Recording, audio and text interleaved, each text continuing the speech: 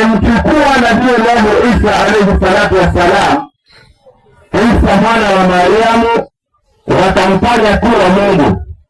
Jambo hili tunalozungumza ni jambo la uongo, na tutaliprove na tutasema sifa za Yesu hapa kama nilivyosimama, ili mtu akuje hapa atabainishie huyo Yesu kama Mungu kivipi, kwa sababu katika hizo aya nilizosoma na hizi tutakazoziteremsha hata patikana na sifa ambazo kwamba Mwenyezi Mungu anazo.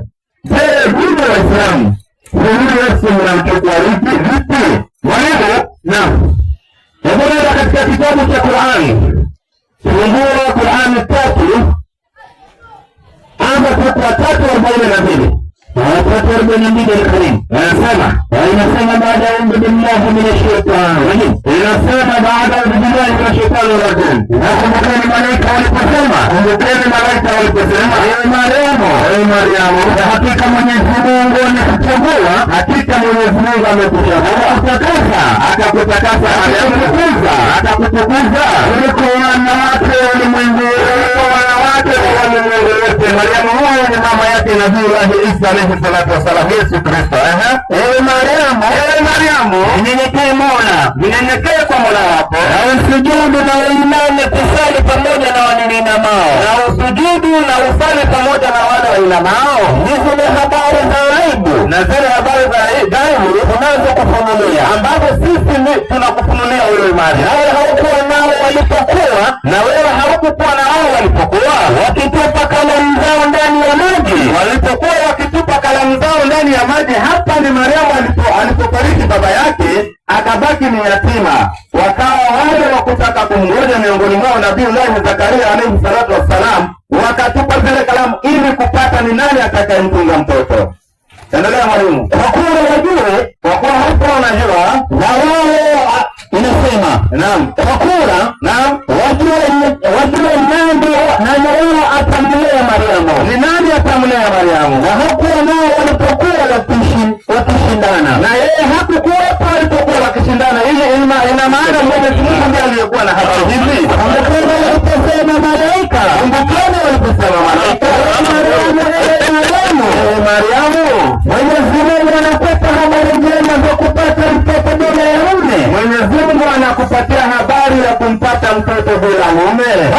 Bali hakutamka neno tu, hakutamka neno tu, ukaja kwake na kwa neno hili linatoka kwa Mwenyezi Mungu. Neno hili linatoka kwa Mwenyezi Mungu. Neno hili ni Mungu. Neno hili linatoka kwa Mwenyezi Mungu. Na kukwambia, ambaye nakwambia, uzaa pasi na kuingiliwa, na uzae pasi na kuingiliwa. Jina lake huyo atakayezaliwa, jina lake ni Masihi Isa mwana wa Mariamu. Ni Masihi Isa mwana wa Mariamu, mwenye heshima duniani na akhera, na miongoni mwa waliopelekwa mbele na Mwenyezi Mungu, na miongoni mwa wale waliopewa heshima wakapelekwa mbele ya Mungu. Huyu ndio Isa, huyu ndio Yesu Kristo mwana wa Mariamu. Haya yote waliomwekea tutapata ya kwamba yana upungufu. Je, Mwenyezi Mungu ambaye sisi tumesoma sifati zake miongoni mwake haonekani na watu, na Yesu huyu utaonekana na watu. Hii kwanza inampunguza, hawezi akakuwa Mungu. Hakuna katika sisi aliyewahi kumuona Mungu kwa manabii, na sisi tuna exist. Kumuona Mungu ni wewe ukuwe Muislamu, umwabudu Mola wako kama alivyosema, ukimaliza ufariki, ufufuliwe, uingie ndani ya janna, uone macho ya Mwenyezi Mungu. Huyo atamuona Mungu. Sisi Yesu, kila mtu katika hii dunia hajawahi kumuona Mungu. Mwalimu, naam, hebu enda katika kitabu cha Timotheo wa kwanza 6:16. Inasema 6:16 Timotheo wa kwanza. Inasema kama ilivyoandikwa. Inasema hivi. Na inasema naam, Timotheo wa kwanza 6:16. Ambaye yeye peke yake hapatikani na mauti huyu Mungu amekaa katika nuru isiweza kukaribiwa. Amekaa katika nuru ambayo kwamba haiwezi kukaribiwa, wala hakuna mwanadamu, wala hamna mwanadamu yoyote aliyemuona huyu Mungu, wala aweza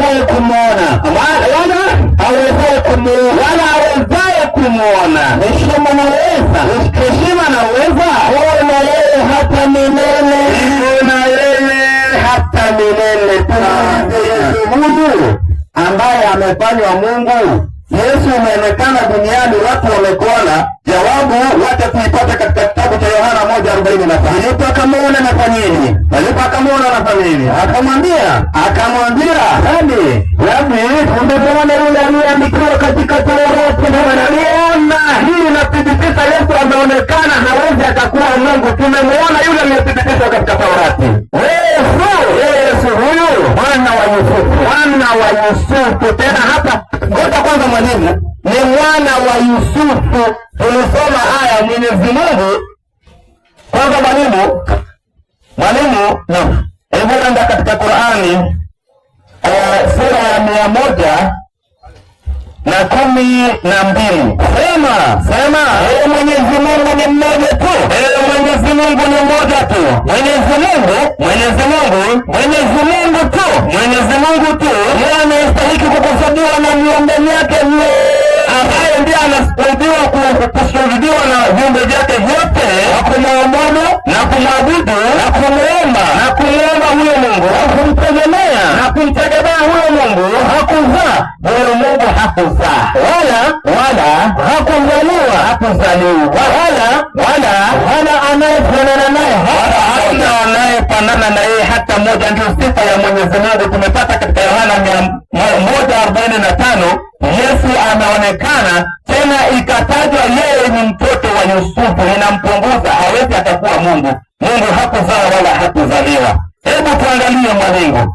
Mwenyezi Mungu ana nguvu na uwezo juu ya kila kitu, kama tulivyosoma katika zile aya zilizokuwa za mwanzo.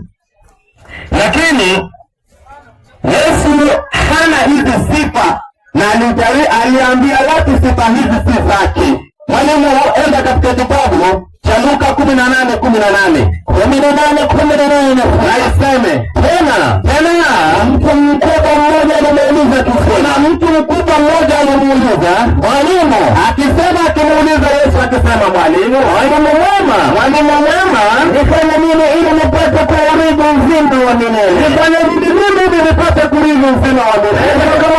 Yesu akamwambia, mbona unaniita mwema? Hakuna aliye mwema. Kwa hali ya mwema hakuna aliye mwema. Hakuna yeyote aliye mwema ila mmoja, isipokuwa mmoja. Naye huyo mmoja, naye huyo Mungu. Ndiye Mungu wanayempatia Yesu mwema wa kukua ya kwamba yeye ni mwema. Sisi tumwamini Yesu ama tuamini wewe unayesema Yesu ni mwema na ni Mungu? Automatically mwamini, tutamwamini nani? Yesu. Tutamwamini Yesu. Basi ile sifa aliyosifu naye Mwenyezi Mungu ya kwamba yeye ndiye mwema, inambakia yeye peke yake, na Yesu alikataa wale wasimjaribu kumkaza Yesu kuchukua hiyo sifa, kwa sababu sifa hiyo ni ya Mwenyezi Mungu peke yake. Mwalimu, tujaribu kuangalia jambo hili. Ndilo jambo ambalo kwamba Mwenyezi Mungu ametuma nayo watume wote katika hii dunia, ili wale wote wafundishe umma zao ya kwamba Mwenyezi Mungu ni mmoja, wala hana mshirika. Tukiangalia katika sehemu nyingine ambayo kwamba ni katika mambo ambayo kwamba haiwezi kampelekea Yesu akawa yeye ni Mungu. Mwalimu, ni kwa sababu Mwenyezi Mungu amejisifu mwanzo katika aya tuliyosoma katika Qur'an ya kwamba yeye anajua kila kitu, lakini Yesu hana ufahamu wa kila kitu. Ndivyo mwalimu. Enda katika kitabu cha Yohana 5:30. Unasema, mimi mwenyewe siwezi kufanya neno. Yesu anasema yeye mwenyewe hawezi kufanya neno. Kama asikiavyo ndivyo ni hukumu. Kama alivyosikia ndivyo anavyohukumu. Yaani bimaana kama alivyoteremshiwa wahi na Mwenyezi Mungu ndivyo anavyohukumu. Endelea mwalimu. Endelea nasema, ili siwezi kufanya neno mwenyewe. Yeye hawezi kusema kufanya neno mwenyewe. Kama asikiavyo ndivyo ni hukumu. Yeye kama anavyosikia ndivyo anavyofanya. Sasa inamaanisha Yesu hafanyi vitu kwa nguvu yake, anafundisha, anaambiwa na Mwenyezi Mungu kisha afanye. Sasa Mwenyezi Mungu amesema yeye ana habari ya kila kitu. wewe huyu ambaye anasikiliza ndiye akafanya, anakuwa Mungu kuvitu. Naomba padri atakwenda nijibu hilo hilo. Mwalimu, enda katika kitabu cha Mathayo 24:36. 24:36 kitabu ni cha Mathayo. Inasemaje?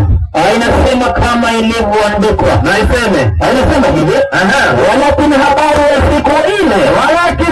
ya siku ile, na saa ile hakuna ajuaye, hakuna anayejua hiyo, hata malaika walio mbinguni, wala mwana, ila Baba pekee yake. Isipokuwa Baba pekee yake, Mwenyezi Mungu ndiye aliyekuwa na habari. Huyu ni Yesu. Kati ya Yesu ambaye kwamba anasema hajui siku ya kiyama. Kama haujui siku ya kiyama, hauwezi ukakuwa Mungu. Kama haujui siku ya mwisho, hauwezi ukakuwa Mungu.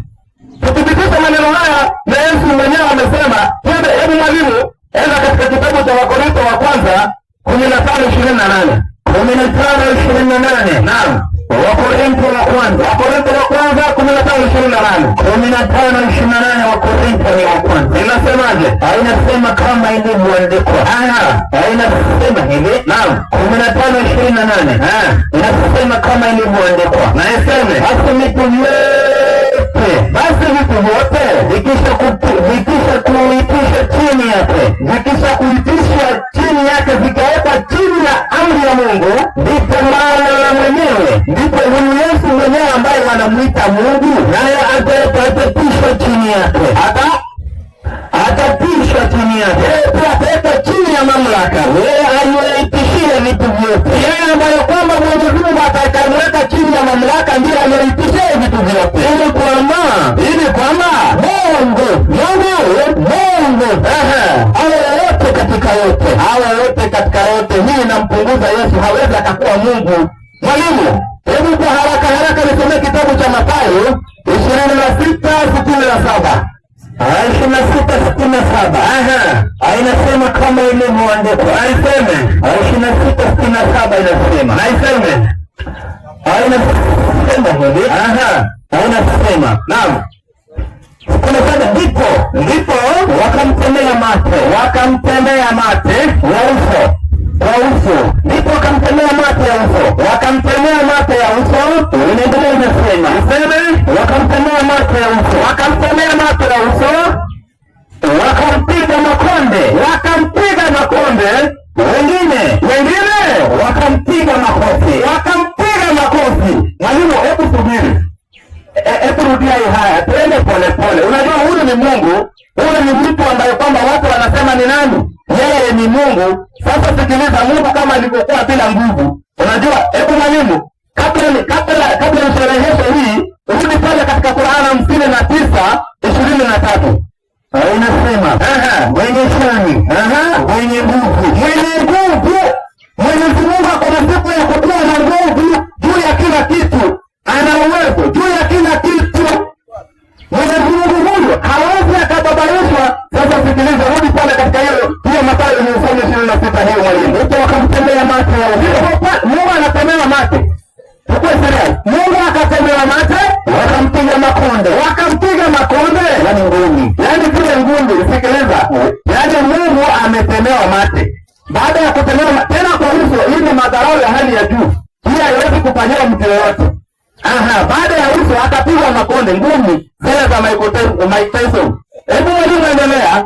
Wengine wakampiga makofi. Wakisema, Kristo. Hebu rudia mwalimu. Wakasemaje? Kristo. Kusimulie ni nani aliyekupiga? Wanamuuliza na mwalimu, sikiliza. Yaani baada ya makofi na kumtemea mate katika uso, wanamuuliza Yesu, watamuuliza wewe Kristo, hebu tuambie ni nani aliyekupiga katika sisi? Hii ni jambo ambalo kwamba haiwezi kumpitia Mungu. Hakuna anayeweza kumpitia Mungu katika hali kama hii. Basi hii mambo ikiwa iko katika Biblia na hawa wanaokubali wanasema iko katika Biblia, basi hili vazi la kumvalisha Yesu kuwa Mungu mleteo, kwa sababu Yesu hawezi atakuwa Mungu. Naona muda wangu umeenda mwalimu, na nitaomba